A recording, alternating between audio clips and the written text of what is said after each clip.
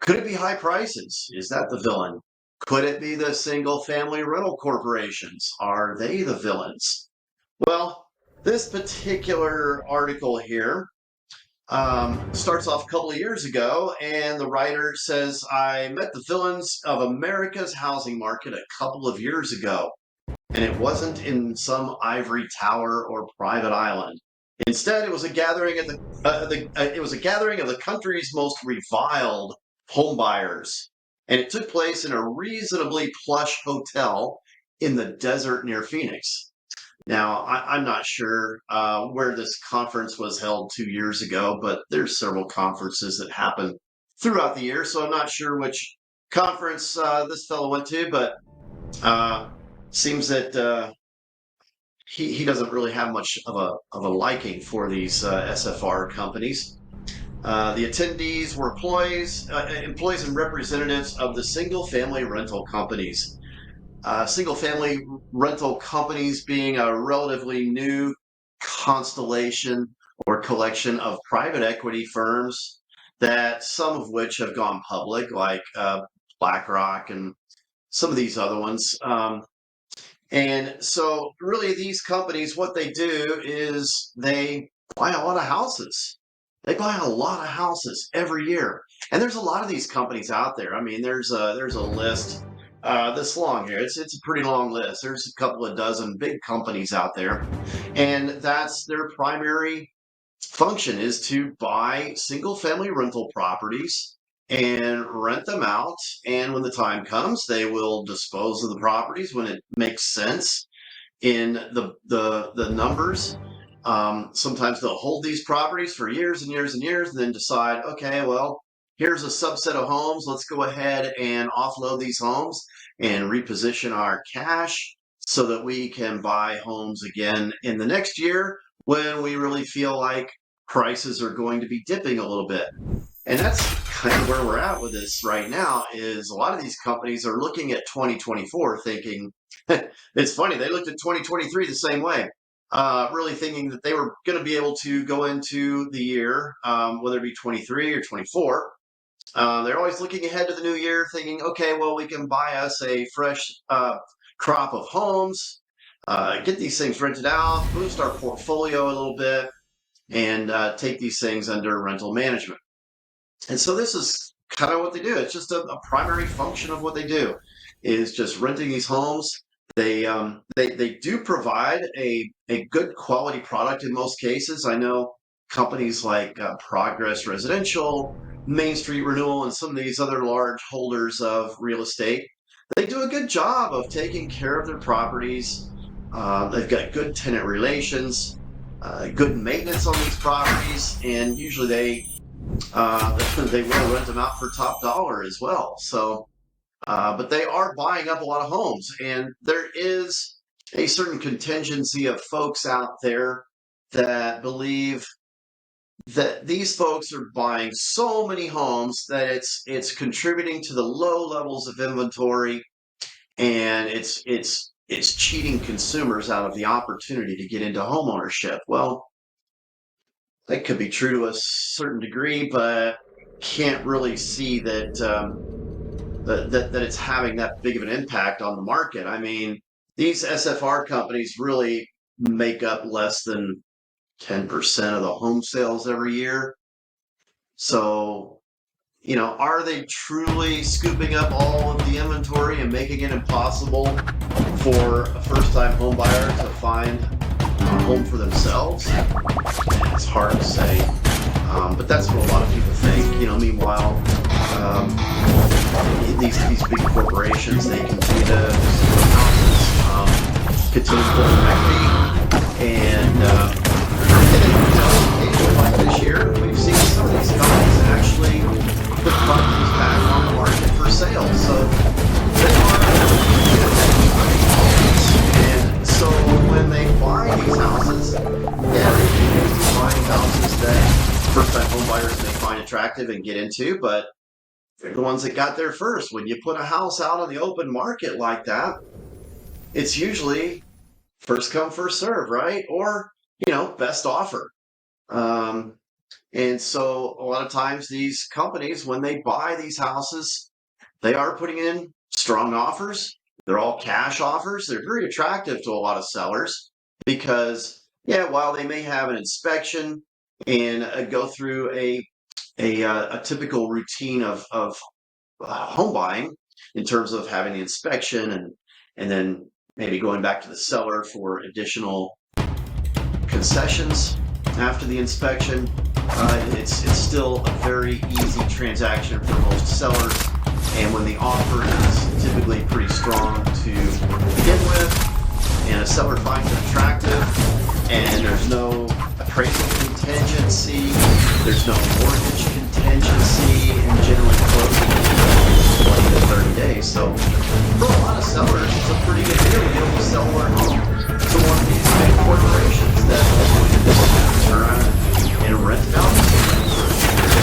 On the flip side of the coin, though, again, some of these big corporations, once they have rented a house and held a property for a certain amount of time, they will every year, they'll look at their inventory and go, okay, what can we sell this year and reposition our cash so that we can buy some more homes next year?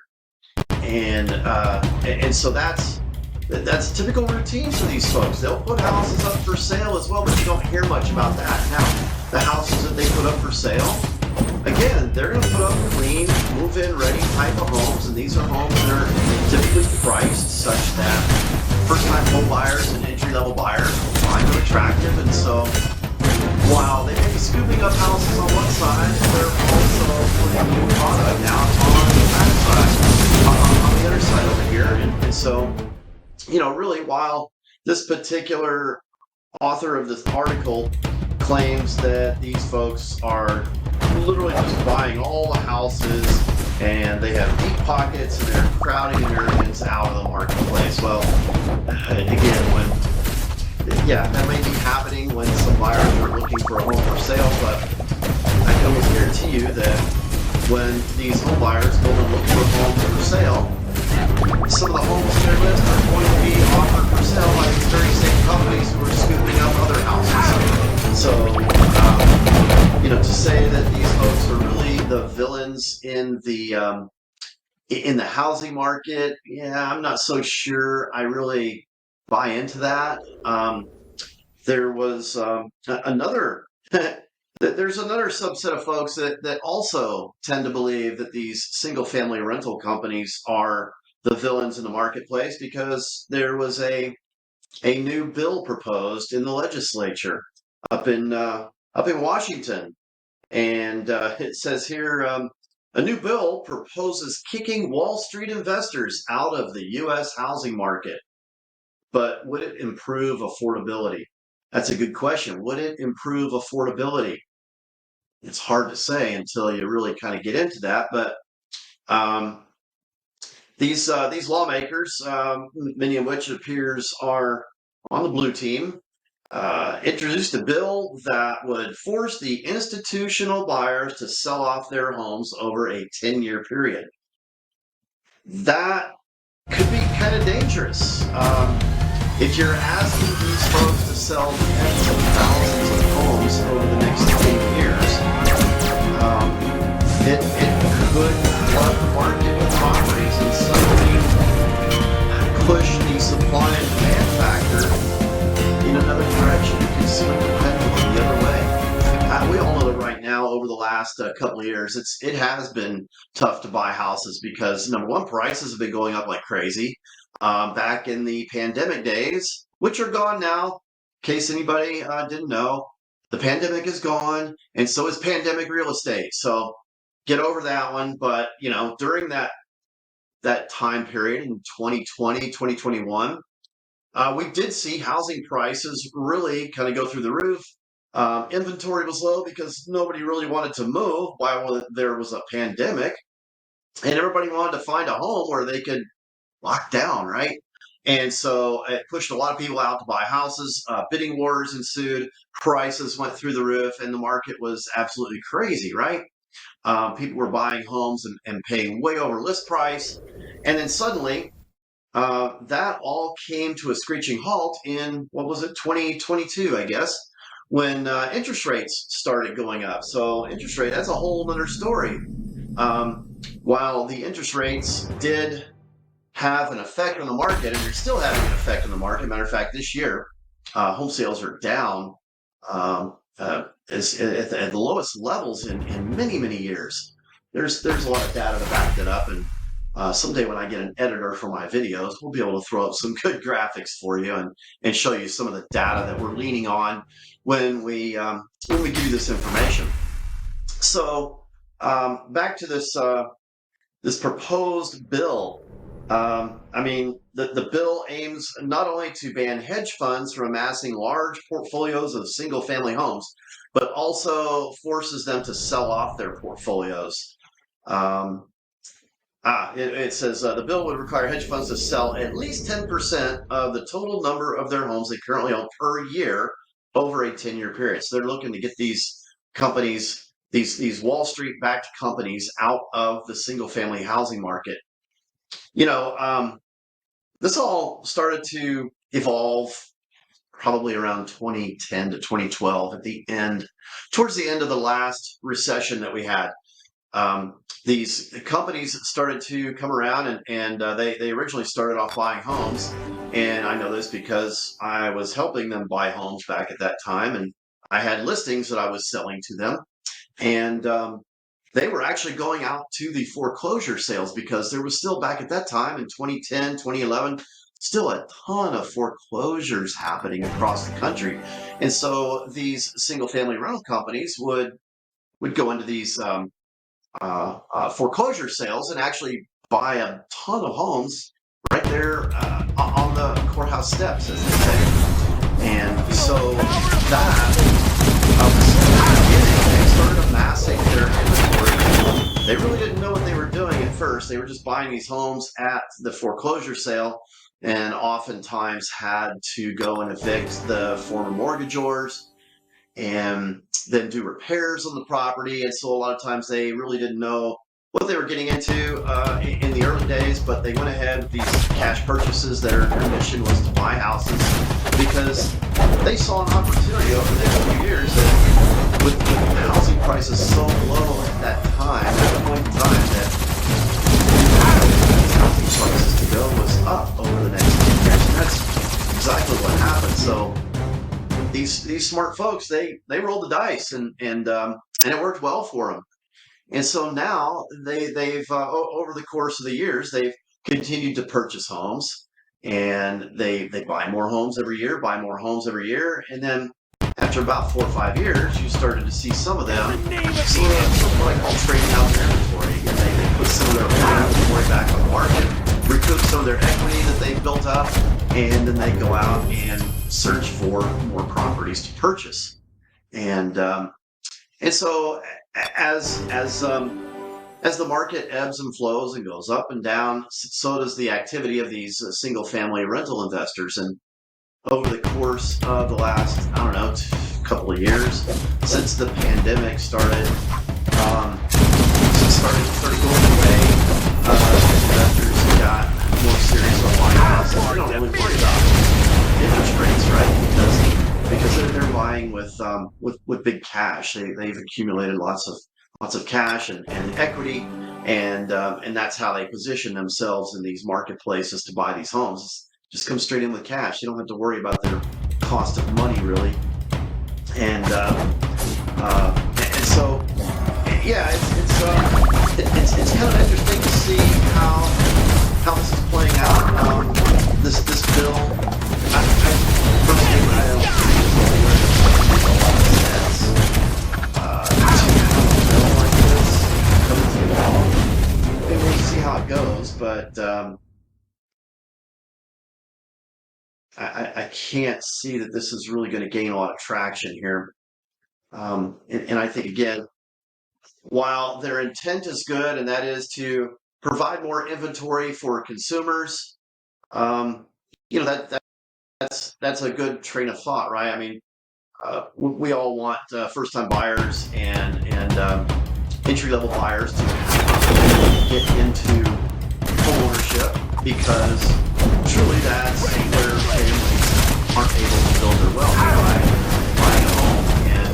and utilizing it for their residents over the course of time, where they can build up some equity and eventually pay down their mortgage and create that equity position that allows them later on in life to sell off, move up to a bigger house, retire, whatever the case may be.